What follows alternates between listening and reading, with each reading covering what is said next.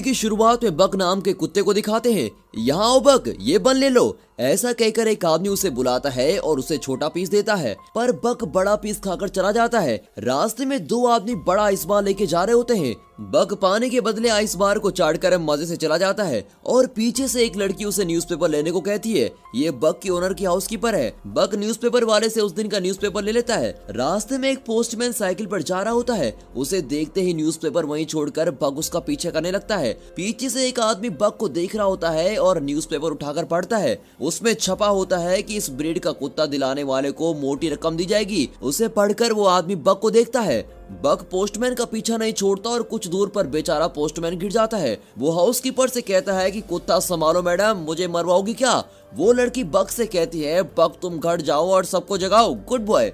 बक घर में सबको जगाने के बजाय उन्हें टॉर्चर कर रहा होता है। उन बेचारों के बेड पर कूद कूद कर उन्हें हवा में उड़ा रहा होता है। वो इतनी तेज भागता है कि किचन में रखे कप्स भी वाइब्रेट करने लगते हैं। वहाँ के कुक्स भी बक की आवाज सुनते ही सारा खाना छुपा देते हैं और अब बक तेजी से किचन में आता है तो वहाँ खाने की कोई चीज नहीं दिखाई देती। बेचारा बक बेबस होकर नौकरों को देखने लगता है, लेकिन वे बक को कुछ नहीं देते और उसे बाहर भगा देते हैं। फिर बक को उसका ओनर घर के बाहर लेके जाता है और दरवाजा बंद कर देता है, पर बक खिड़की से अंदर आने के लिए फिर से कूद रहा होता है। पर ओनर कहता है कि आज के दिन तुम बाहर रहोगे और तुम खुद ही डिसिप्लिन सीख जाओगे। इतने में बक एक खरगोश को देखता है और उसके बिल तक उसका पीछा करता है। फिर वो अपना सर बिल में घुसा देता है। जब वो सर बाहर निकालता है तो देखता है कि वहाँ बहुत सारे लोग आ रहे हैं। तब पता चलता है कि घर में मेहमान आए हैं और उन्हीं के लिए शानदार दावत तैयार हो रही है। अब लॉन में सारा खाना सेट कर दिया जाता है, जिसे देखकर बक खुशी से झूम उठता है। तभी सारे गेस्ट ग्रुप फोटो खिंचवा रहे होते हैं। तभी क्लिक करते वक्त मुंह में एक लेग पीस लिए बक बीच में आकर फोटो के लिए पोज करता है और सभी चौंक कर बक को देखते हैं। फिर टेबल को देखते हैं तो लगता है जैसे खाने पर बवंडर गुजरा हो।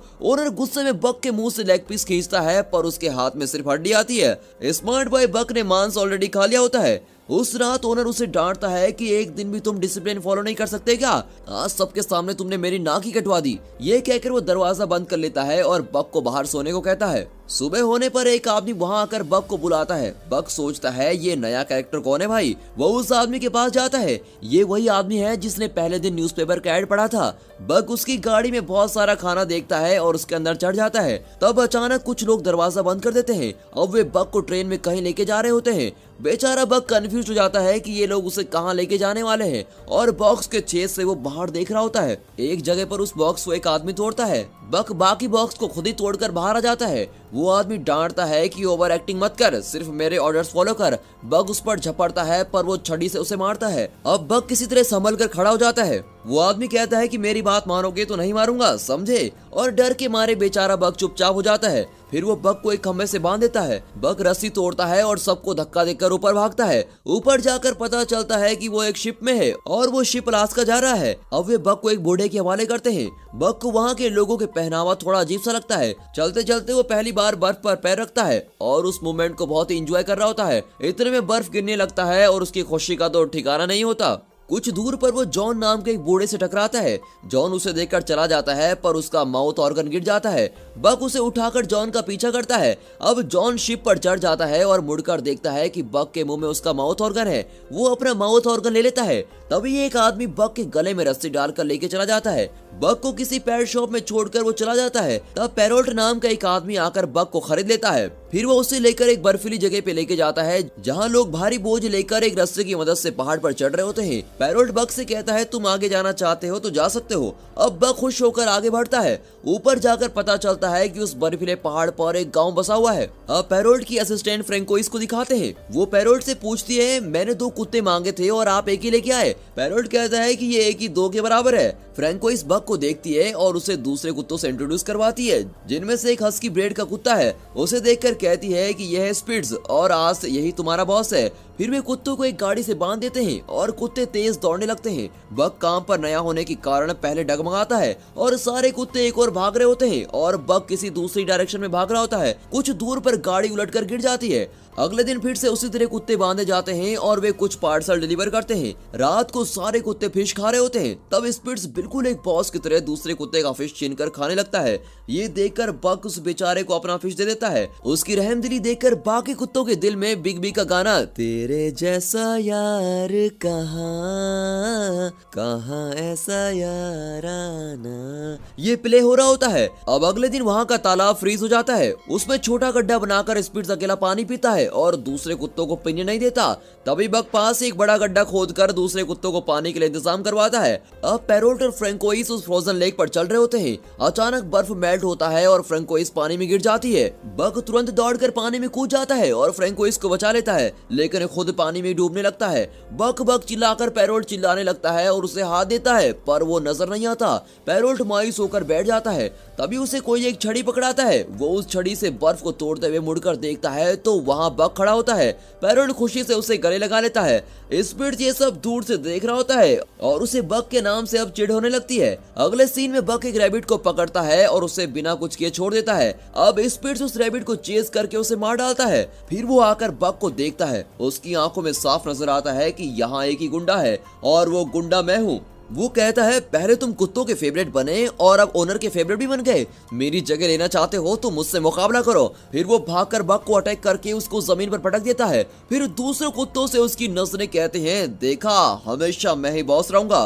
बाकी कुत्ते डर के मारे फ्रीज हो जाते हैं। अब बक उठकर स्पिट्स को घूरता है। स्पिट्स फिर उसे अटैक करने जाता है, पर इस बार बक उसे ऊपर उठाता है और फट से जमीन पर पटक देता है। स्पिट्स डर जाता है और इस तरह बक उनका नया डॉन बन जाता है। अगले दिन पैरोट गाड़ी तैयार करके स्पिट्स को ढूंढता है, पर वो कहीं नजर नहीं आता। पैरोट दूसरे कुत्ते को उसकी जगह पर बांधता है, पर वो कुत्ता नखरे करने लगता है।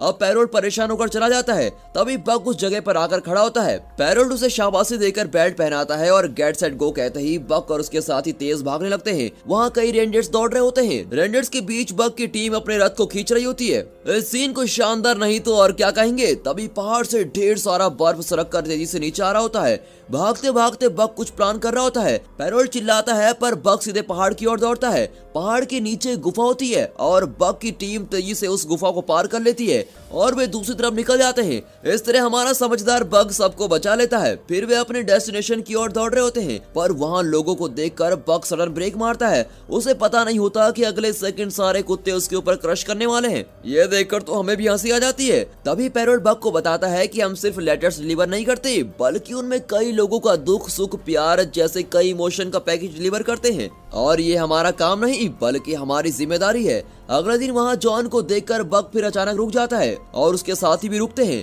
पर झटके की वजह से पैरोट गिर जाता है और पूछता है यार बक तू हमेशा सडन ब्रेक क्यों मारता है। इतने में जॉन एक लेटर देकर कहता है सॉरी मैं लेट पहुंचा, पर यह खत मेरी बीवी को दे दीजिए। बक वो खत पैरोट को दे देता है और अब गाड़ी आगे बढ़ती है। एक दिन पैरोट को खत मिलता है कि ये डिलीवरी सर्विस बंद हो चुकी है और आगे से तुम्हें काम नहीं दिया जाएगा। ये बात वो बक के साथ शेयर करता है और कहता है कि अब यहाँ टेलीग्राम नाम की कोई सर्विस आने वाली है और आगे से तुम्हें ही अपने साथियों का ध्यान रखना होगा। ये कहकर पैरोट और फ्रैंकोइस उदास होकर वहाँ से चले जाते हैं। बक और उसके साथी भी उदास हो जाते हैं। फिर वहाँ हल नाम का आदमी आकर सबको अपनी गाड़ी से बांध देता है और गाड़ी में बहुत भारी चीजें रख लेता है। बक की टीम से बिल्कुल भी खींचा नहीं जाता।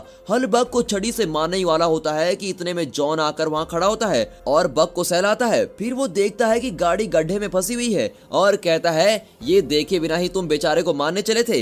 ये कहकर वो गाड़ी को रिलीज करता है। फिर बक की टीम गाड़ी को खींचकर लेके जाती है। कुछ दूर पर वे पहाड़ पर चढ़ रहे होते हैं, पर बक की टीम उतना भारी वजन नहीं उठा पाती। सभी कुत्ते थक जाते हैं और बेचारे सिगड़ कर नीचे गिर जाते हैं। तब हल उन्हें बेरहमी से मारता है, पर उनसे उठा ही नहीं जाता। फिर वो बक को शूट करने वाला होता है। इतने में जॉन वहां पहुंच जाता है और गुस्से में उसे धक्का दे देता है। फिर वो गन दिखाकर उसे डराता है। हल कहता है ठीक है तुम बक को ले जाओ, पर बाकी कुत्तों को हाथ मत लगाना। तब जॉन कहता है बर्फ पिघलने लगा है, अब तुम उस तरफ जाओगे तो ना तो तुम जिंदा बचोगे और ना ही ये कुत्ते। पर वो आदमी जिद करता है और बाकी कुत्तों को साथ लेकर चला जाता है। जॉन बक को अपने घर लेके जाता है और बक वहीं आराम करता है। दूसरे दिन वो जरा ठीक हो जाता है और देखता है कि सामने का बर्फ पिघलकर अब नदी बन गई होती है। तब जॉन कहता है बक मुझे डर है कि उस बेवकूफ आदमी के कारण तुम्हारे साथी इस नदी में बह गए होंगे। ये सुनकर बक बड़ा ही मायूस हो जाता है। शाम को जॉन एक बार में बैठकर पी रहा होता है। बक खिड़की से उसे देखता है। तभी हल वहां आता है और जॉन को मारने लगता है। बक अंदर जाकर हल को अटैक करता है, पर जॉन उसे रोक लेता है। फिर दोनों घर लौट आते हैं। अब बक जॉन की शराब की बोतल बर्फ के अंदर छुपाकर उसके ऊपर बैठ जाता है। तब जॉन कहता है बक वो बोतल मुझे दे दो, मैं उसके बिना नहीं रह सकता। वो बक को हटाने की कोशिश करता है पर बक वहीं अड़ा रहता है। जॉन कहता है तुम तो वाकई स्ट्रांग हो, पर यार मेरे बेटे की मौत के बाद मेरी वाइफ और मैं अलग हो गए थे, इतने साल में यहाँ अकेला रहा और अब तुम ही मेरे साथी हो। उसकी बात सुनकर बक उससे चिपक जाता है। अगले दिन जॉन एक मैप दिखाकर कहता है कि मेरा बेटा ऐसी जगह जाना चाहता था जो किसी मैप में नहीं है, क्या तुम ऐसी एडवेंचर ट्रिप पर मेरे साथ चलोगे। फिर दिखाते हैं कि जॉन और बक एक छोटी बोट पर बैठकर नदी में जा रहे होते हैं और एक खूबसूरत एरियल शॉट में पानी के अंदर की मछलियां साफ दिखाई देती हैं। दोनों दिन भर बोट में ट्रेवल करते हैं और रात को एक जगह रुककर आराम करते हैं। इस तरह उनका सफर चल रहा होता है। यहाँ हल जॉन के घर पहुँचता है। जॉन तो वहाँ होता नहीं, पर उसका मैप हल के हाथ में लग जाता है जिसमें उसने एक जगह को मार्क किया होता है। हल सोचता है कि जॉन किसी खजाने की तलाश में वहाँ गया होगा और खुद भी जाने का फैसला करता है। अपने सफर के अंत में जॉन और बक अपनी डेस्टिनेशन पर पहुंच जाते हैं। वहाँ का खूबसूरत सनसेट देखकर वे पुराने घर में पहुंचते हैं जो धूल मिट्टी से भरा होता है। उस घर को साफ करके जॉन और बक वहाँ रहने लगते हैं। अगले दिन जॉन नदी में नहा रहा होता है तो उसे सोने का टुकड़ा मिलता है। वो बक को भी सोना ढूंढने को कहता है।